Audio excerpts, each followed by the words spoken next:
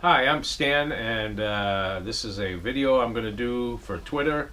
It's kind of a question and answer thing. A lot of Yukon Men fans have asked a bunch of questions, and Kai Wicker on Twitter asked, how do I cook my bear meat? And when I get them, is I make hams and bacon out of them. If you get one late in the fall when they got a lot of fat on them, you can cut up all the meat into, good sized chunks, and the real fatty stuff will be called bacon, and the more meaty stuff will be called hams. And so what you do is you rub them down with a whole bunch of salt and sugar, like a salt and sugar mixture. It's not very fancy, but just salt and sugar, and you just get it all over it, and then you get a big wooden box, real rough cut box. I made these big 3-foot long, 2-foot wide, 2-foot deep boxes, and I would do this work down in the root cellar where it's really cold, and I'd put a layer of salt in the bottom of the box, and the box has all sorts of, it's not fitted really well. It's made so any liquid that develops and drains off of the meat will drain out of the box. And so you put some salt and sugar mixture on the bottom, put in these pieces, make sure there's salt all over them, and you just stack them all in the box, and you fill up the box with all these bacon and ham pieces, and you put a big piece of wood on top of it and a whole bunch of rocks on it, like in a press type fashion. And it just depends on the size of the meat and all that. Sometimes 7-10 days down the root cellar, you let it cure, and then the first time it's about 7 minutes. I mean, the first time it's about 7 days, not 7 minutes. Okay, the first time it's about 7 days down the root cellar, and then you pull it all out and you resalt everything again. You let it sit down there for another 7 to 10 days, and then you pull it all up out of there, tie ropes all around it, hang it in some sort of a enclosure or a smokehouse, because you're going to smoke it now, and then you smoke it for a couple of days, and just kind of a steady cold smoke, and it surprisingly tastes just like bacon and just like hams in the store. All right, Aber 747 on Twitter asked tips on moving to Alaska, and this one we have had a lot of people ask about moving to Alaska. I'd say between all the people on the show and the city of Tanana, the mayor and the city council, they're always getting letters, and this is a real frequently asked question, even about specifically moving to Tanana.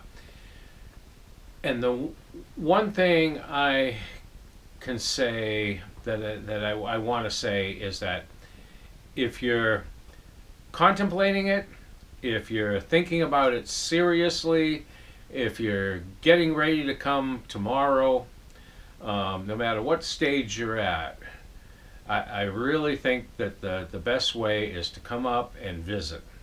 Come up somehow to one of the cities, Anchorage, Fairbanks, check out the country, check out the towns that live on the outskirts of the cities. If you want to move to like a village like Tanana, most of the villages have some sort of a crude bed and breakfast that you can stay at. Tanana does. It has a couple of bed and breakfasts actually. They're real nice, and you can, they'll show you around. You can meet townspeople and just see what you're getting into, because for one thing, Alaska is an incredibly large state.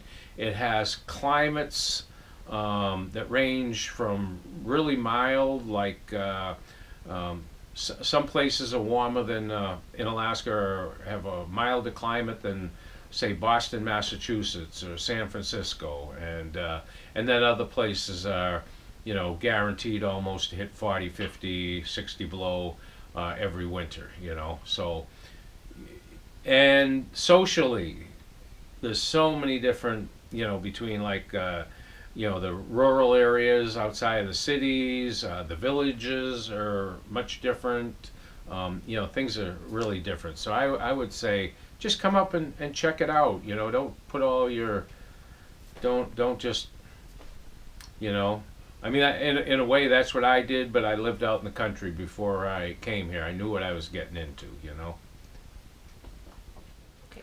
All right, Karen asks, how do I deal with the cold, and when am I going to visit Ireland? Ireland, I'll start off with the Ireland thing.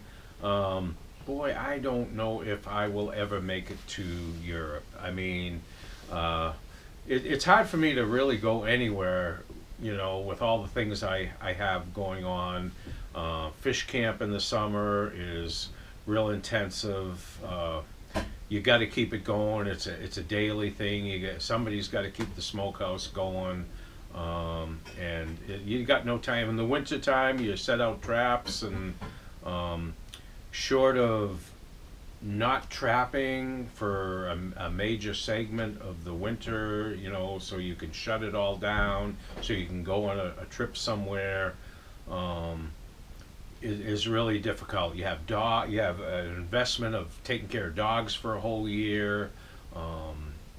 It's just, yeah, I don't know. I just, once in a while I can afford, time-wise, to go on a real vacation and usually then I go see my family back east or something like that. Once in a while we go someplace, just sheer vacation, but it's usually late in the winter after the main part of trapping's all done, and when it's a little warmer and easier to have somebody take care of my dogs while I'm gone. And as far as how do I deal with the cold, well, I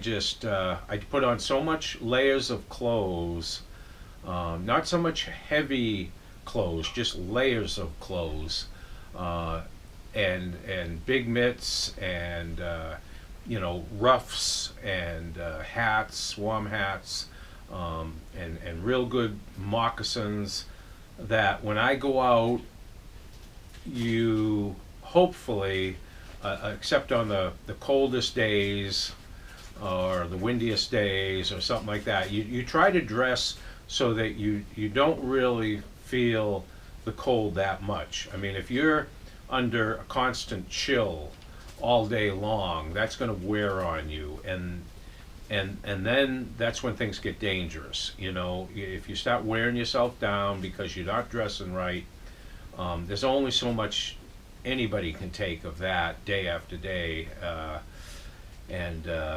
so you just have to have the right clothes and the right gear and good sleeping gear, or at least a method of warming up before you even, like, I don't have good sleeping bags. I've never had good sleeping bags. Usually about 4 or 5 hours, when it's say 40 below, is about all I can stand inside of a sleeping bag before you're just laying there cold. But you have a fire right next to you. You always carry an axe and a saw, and a lot of times I carry a little tiny chainsaw with me. Yeah, your gear is really essential. That's what keeps you alive in the cold.